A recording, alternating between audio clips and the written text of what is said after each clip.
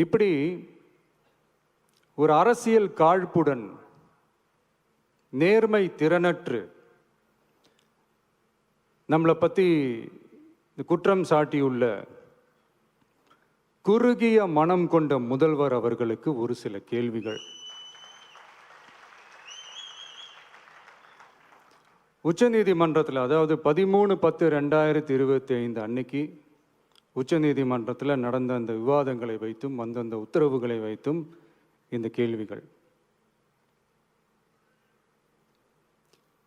இப்படி பொய் மூட்டைகளாக நம்மளை பற்றி இந்த அவதூறுகளை அவிழ்த்து விட்ட முதல்வர் அவர்களுக்கும் திமுக அரசுக்கும் சார்பாக கோடிகளை கொட்டி அமர்த்தப்பட்ட அறிவார்ந்த வழக்கறிஞர்கள் அவங்க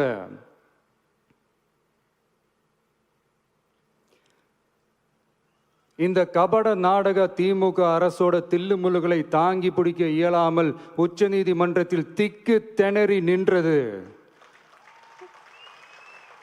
முதல்வர் அவர்களுக்கு மறந்துவிட்டதா?